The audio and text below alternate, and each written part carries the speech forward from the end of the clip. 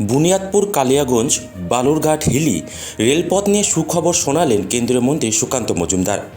দক্ষিণ দিনাজপুর ও উত্তর দিনাজপুরের দুটি গুরুত্বপূর্ণ রেলপথ তৈরির কাজ কোন পর্যায়ে রয়েছে তা জানতে চেয়ে গত বছরের শেষের দিকে রেলমন্ত্রী অশ্বিনী বৈষ্ণবের কাছে জানতে চেয়েছিলেন সুকান্ত মজুমদার।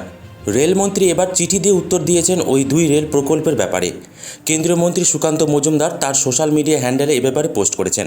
তিনি লিখেছেন, রেলমন্ত্রী উত্তর ও দক্ষিণ দিনাজপুরের বাসিন্দাদের দীর্ঘদিনের দাবি দুটি গুরুত্বপূর্ণ রেল প্রকল্পের অগ্রগতি সম্পর্কে আমাকে চিঠির মাধ্যমে অবহিত করেছেন। বালুরঘাট কামারপুর অংশে 13.8 কিলোমিটার রেলপথের কাজ দ্রুত গতিতে সফলভাবে সম্পন্ন হচ্ছে। এছাড়াও কামারপুর হিলি অংশে মোট 15.2 কিলোমিটার রেলপথ নির্মাণের জন্য জমি অধিগ্রহণ প্রক্রিয়া শুরু হয়েছে। রেলপথ মন্ত্রণালয় আরও জানিয়েছে যে কালিয়াগঞ্জ বুনিয়াদপুর রেলপথ প্রকল্পের জন্য জমি অধিগ্রহণ প্রক্রিয়া শীঘ্রই শুরু হবে এবং উক্ত গুরুত্বপূর্ণ প্রকল্পগুলি খুব কম সময়ের মধ্যে কার্যকরী করতে অন্যান্য কাজগুলিও দ্রুততার সঙ্গে চালিয়ে যাচ্ছে ভারতীয় রেল মন্ত্রক। দেখুন, এটি অত্যন্ত আনন্দের খবর। বুনিয়াদপুর কালিয়াগঞ্জ এই যে রেলওয়ে, তা উত্তর দিনাজপুরবাসী এবং দক্ষিণ দিনাজপুরবাসী এই দুই জেলার লোকেদের বহুদিনের স্বপ্ন।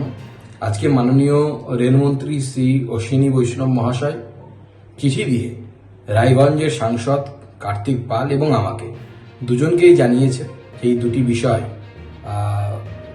যে এক, কালিয়াগঞ্জ এবং বুনিয়াদপুরের মধ্যে জমি অধিগ্রহণের কাজ খুব শীঘ্রই শুরু হবে, অর্থাৎ কেন্দ্র সরকার রেল মন্ত্রক এতে টাকার ব্যবস্থা করেছে এবং তার মাধ্যমে আগামী দিনে এই রেলপথ বাস্তবায়িত হবে। এবং তার সাথে সাথে বালুরঘাট হিলি এই যে রেল প্রকল্প, সেই রেল প্রকল্পেও প্রায় 15 কিলোমিটার মতো রাস্তা জায়গা অধিগ্রহণ সম্পন্ন হয়েছে এবং আগামী দিনে এখানে রেল লাইন পাতার কাজও শুরু হবে। দক্ষিণ দিনাজপুরবাসীর ক্ষেত্রে বিশেষ করে আমি উল্লেখ করব, এই দুটি রেল প্রকল্প অত্যন্ত স্বপ্নের ছিল এবং আমারও খুব ভালো লাগছে।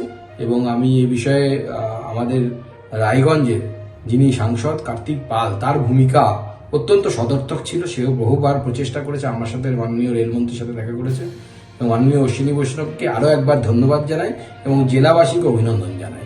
এবং তার সাথে সাথে উত্তর দিনাজপুর এবং দক্ষিণ দিনাজপুর, যা একসময় একসাথে পশ্চিম দিনাজপুর জেলা ছিল, এই সমগ্র জেলাবাসীকে আমার তরফ থেকে অনেক অনেক অভিনন্দন।